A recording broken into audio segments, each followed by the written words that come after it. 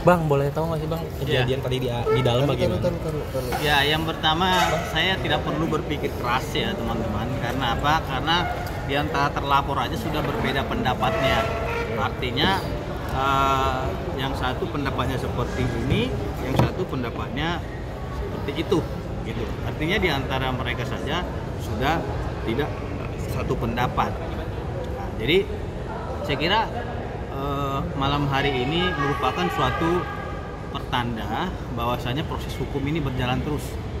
Kenapa berjalan terus proses hukum ini? Karena kita ketahui teman-teman, di tahap penyidikan ini adalah tahap di mana terdapatnya pro justitia, ya, demi keadilan. Maka dari itu, sebagaimana diatur dalam pasal 122 KUHP, apabila memang terlapor tidak menghadiri panggilan daripada penyidik, ada upaya paksa yang dilakukan oleh pihak kepolisian dalam hal menegakkan hukum sebagaimana pro justitia tadi seperti itu. Bang, melihat perkara kasus ini kan ada indikasi kegaduhan, masih banyak mindset itu Bang. Bang melihatnya gimana sih Bang? Yang mana?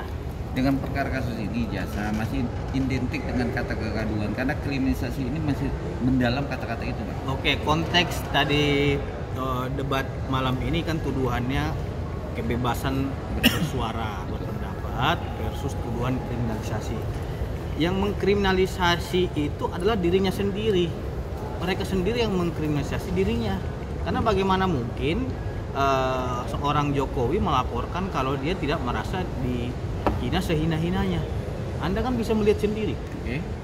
Konteks dalam persoalan ini kan Pak Jokowi di sini yang dilaporkan terlebih dahulu. Betul. Makanya Pak Jokowi menggunakan hak hukumnya untuk membuat laporan polisi dalam hal pencemaran nama baik, ya, penghinaan, fitnah, pengubahan data elektronik, dan penghasutan sebagaimana diatur dalam pasal 32, 35 dan 160.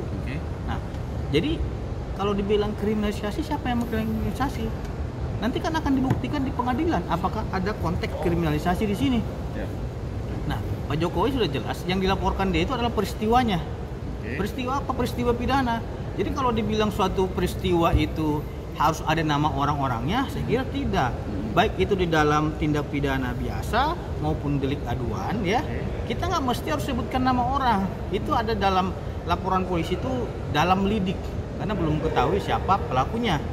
Nanti kalau memang sudah dalam lidik, ya, ditingkatkan kepada penyidikan, di situ baru dicari siapa tersangkanya. Inilah tahap penyidikan tadi. Makanya di dalam tahap penyidikan ini nanti akan ditemukan siapa tersangka dalam kasus ini. Gitu. Jadi abang beda pendapat siapa yang diperiksa saat ini oleh penyidik, beranggapan bahwa ini ada kriminal, terutama AS sendiri Bang, padahal dia mantan KPK.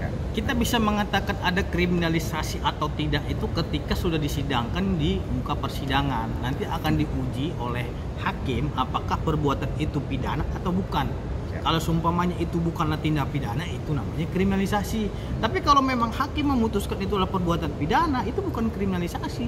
Jadi jangan terlalu dini juga kita menyimpulkan ini adalah kriminalisasi. Nggak bisa seperti itu, Bos. Konsep hukumnya itu jelas diatur dalam pasal 1 ayat 24 Kitab Undang Hukum Acara Pidana.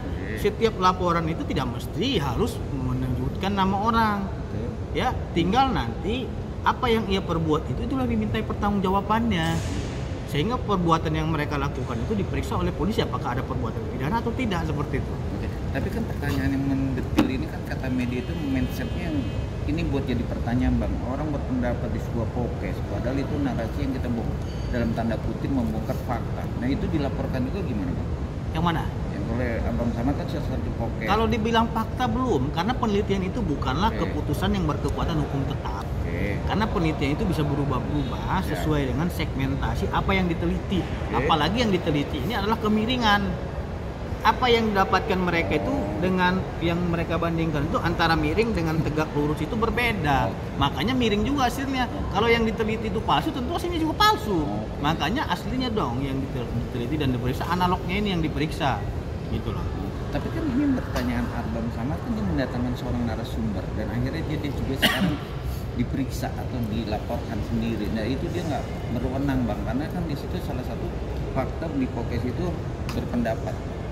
Di dalam pasal 27A Undang-Undang Nomor 1 Tahun 2024, orang yang menyebarkan maupun mendistribusikan yang menyerang kehormatan orang lain itu wajib dimintai pertanggungjawaban pidana. Doang ya.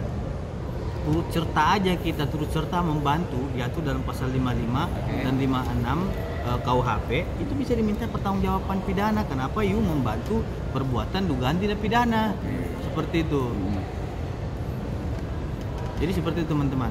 Ya udah, ya saya izin dulu ya. Jadi intinya abang segmen lahir dengan perkara kasus JOP apa tujuan dari sebagai pakar hukum? Apakah lanjut apa gimana? Yang pertama, hukum harus tegak lurus sebagaimana ada game hukum mengatakan dormium aliquando leges nuguem morintur, hukum tidak pernah mati akan tetapi hukum tegak lurus untuk menegakkan keadilan. Terima kasih. Bang Petra, coba bang. Memang hakim memutuskan itu adalah perbuatan pidana, itu bukan kriminalisasi. Jadi jangan terlalu dini juga kita menyimpulkan ini adalah kriminalisasi. Nggak bisa seperti itu, bos. Konsep hukumnya itu jelas diatur dalam pasal 1 ayat 24 Kitab Undang Hukum Acara Pidana. Setiap laporan itu tidak mesti harus menunjukkan nama orang. Ya, tinggal nanti apa yang ia perbuat itu itulah dimintai pertanggungjawabannya. Sehingga perbuatan yang mereka lakukan itu diperiksa oleh polisi apakah ada perbuatan pidana atau tidak, seperti itu. Oke. Tapi kan pertanyaan yang mendetil ini kan kata media itu mindsetnya yang ini buat jadi pertanyaan bang. Orang berpendapat di sebuah podcast, padahal itu narasi yang kita dalam tanda kutip membongkar fakta. Nah itu dilaporkan juga gimana bang?